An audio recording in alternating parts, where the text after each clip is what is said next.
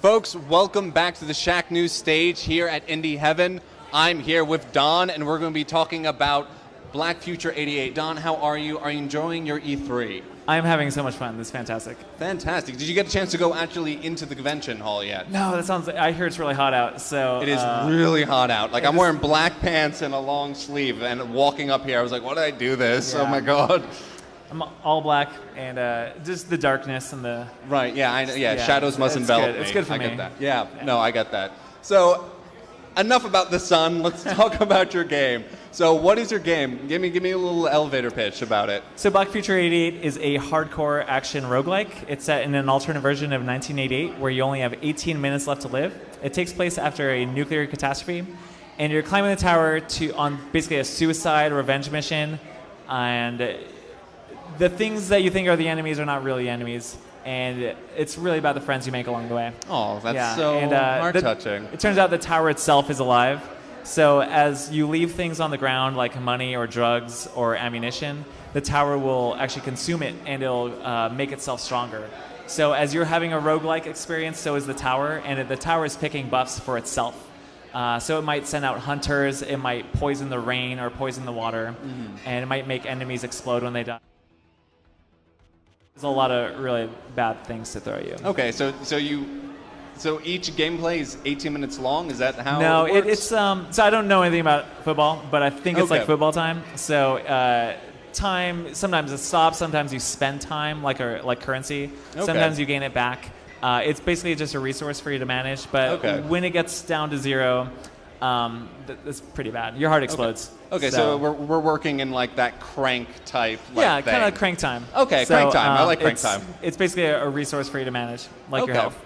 Okay, awesome. Can you go a little more detail about the tower? Like how dynamic will it be for each playthrough? So the game itself is procedural, but the rooms are all kind of hand-authored, similar to Binding of Isaac or Enter the Gungeon.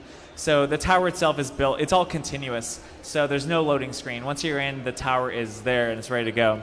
So it's built like a layer cake with 4 delicious layers of murder and mayhem, and each one is guarded by a warden or a boss. And then there's a secret layer underneath. It's the cistern. It's really gross. Okay. Super nasty. So it's there, and you climb to the top, and you die a lot. A lot. It's, okay. Yeah. Okay. Can you talk a little bit about the aesthetic that inspired you guys? It's like 80s future. Yeah, it's an alternate 1980s future. Retro future is retro I think future? what the thing that gets tossed around. Is that what we're calling it now? We're calling it retro future. Okay. Very retro future. It's cyberpunk in the way that The Running Man is cyberpunk. So it's specifically the dance scene in The Running Man with the fog machines and the Deep leotards. Cut. Yeah. Okay. Yeah, it's that's basically it. It's that, but a video game. Okay. Awesome. Now, since it's in the retro future, that 80s inspired setting, I'm assuming the weapons are going to be a little buck wild. Can you go a little detail about what we'll be wielding? So the cool thing about 1988 is the technology felt like the future, but it never worked. It was things were faulty, things blew up. The weapons are really dangerous. Okay. They're dangerous for you. Some of them use your time as its ammunition source. Some of them shoot money.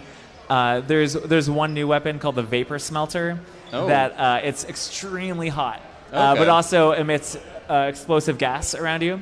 So if you use it too close, you'll ignite the gas and you'll die. You'll just explode really, really bad. So it's extremely powerful, but it presents a huge liability. Okay. So the biggest job for the player is to learn the weapons, learn the buffs, figure out what the positive synergies are, the negative synergies, and kind of what play style they want to have. Each run through the tower is really, really different. Okay. Just between the weapons and the drugs and the buffs and the curses, there's a lot of combinations. It's almost like building a ridiculous Hearthstone deck. Okay. So yeah, it's kind of fun. Okay. My next question. Hold on. Kids don't do drugs. Tell me about the drugs. All right. So the drugs are in 1988, I think. They're all kind of gasoline based. They're all very combustible. So as you vape them or whatever. Right. Yeah.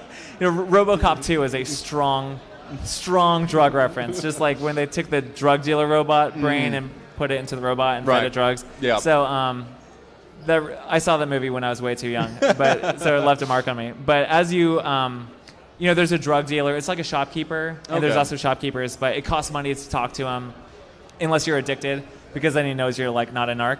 Okay, interesting. Yeah, okay, that's a strange mechanic to put in your game. It's a positive. It's just a side effect of being addicted. But drugs give you really powerful buffs that last as long as you don't get hit or take damage. Okay, so interesting. Okay. They're really powerful, but if you do too many, you get addicted. And so what that experience is like is one of your health bars, one of your little health tokens, it actually gets inflamed. It's on fire. Okay. So if you take damage to that one, it explodes. And your blood basically becomes combustible, and it explodes. Fun. Just like 1988 real life. Yeah, just like 1988. I have new respect for my parents for bringing a child surviving the 80s. Yeah. Into the world. Yeah. Dangerous times. So how does that affect the tower? Is it going to explode? That doesn't affect the tower. Okay. The tower has its own progression path. Okay. So as the tower throws obstacles, and when the tower changes itself, it's up to you to say, well, do I want to adapt around that, or do I want to pursue this strategy that I already had? Okay. So it's another thing for the player to manage, and another obstacle is just what is their short-term strategy, what is their long-term strategy, and is that really going to work for them? Okay. Now talking about the adaptability of the tower, so it does change on the power-ups and weapons. Yeah. But will it change, like if I breeze through like a level, will it get harder, or how does that work? So the tower gets harder as you climb up, progress. because you're always going up. The tower has a lot of tricks it can throw at you, and some of them you might want it to do. Okay. So it might. There's ways for the tower to send out a hunter, similar to the movie The Running Man. Okay, all right. So it can Kids, send out. ask your parents about these references. It's very good. It's a great film. So it can send out a hunter, which is a really powerful enemy, and it chases you. And it's very aggressive, but they always drop a really good weapon. Okay. So as you kind of learn the systems of the game, and you learn how to kind of exploit the tower against itself. Okay. You might want that, and the tower might also say, well, no hunter this time, but now all hunters come in twos. Okay. So anytime you try to pull a hunter out, there's gonna be two of them. Okay. Which is fun. really dangerous. Okay. Now, I just had something and I just completely lost it. Oh no. What was I going to say? It was something about. Can you talk about the development of the game itself? Like, where did you guys start with this? Was it an idea, or how did that happen? So you're gonna get like a really bad answer. It's gonna be I gave ridiculous. you a really bad question. No, it's fine. It's fine. So the game really started when I wanted to get back into games. Okay. I left for a little bit after getting really burned out. And that's fair. Just crashing super hard. So I wanted to make an indie game and get in as an indie. And I also wanted to make a soundtrack. Okay, so there you go.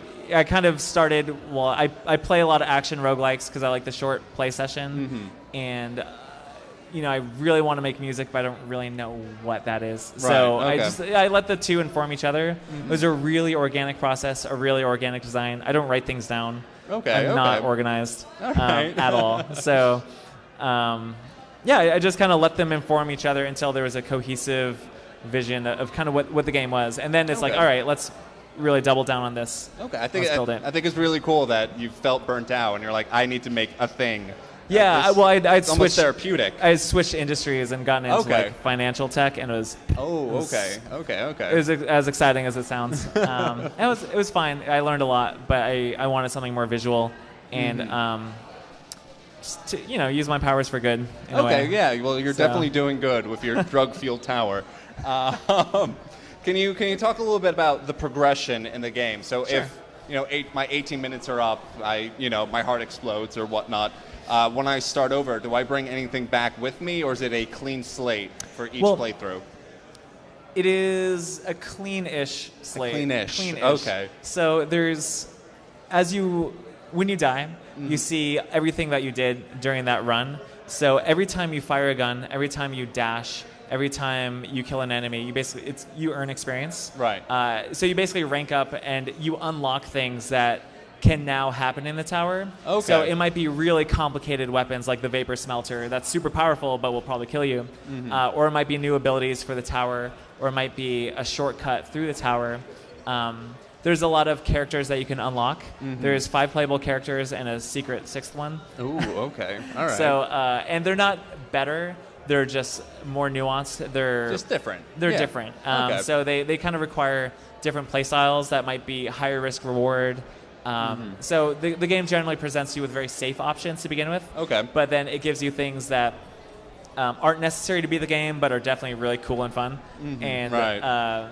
And it's up to the player to kind of learn through trial and error. So the game really emphasizes forcing the player to quickly make a decision and to live or usually die with the consequences. Right. Okay. Awesome. So I was looking at the game the other day, and I saw it was great, like beautiful pixel art.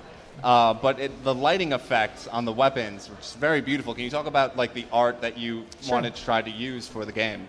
So I mean, the game really started with very rough prototypes. Okay. It was actually used a 3D model for the character at one time. Okay. Ooh. Okay. Interesting. It's technically a 3D game, actually, just with like 3D rendering. But all the characters and artwork are pixel art sprites. Right. So the game really emphasizes just hyper fluidity, just moving very, very fast.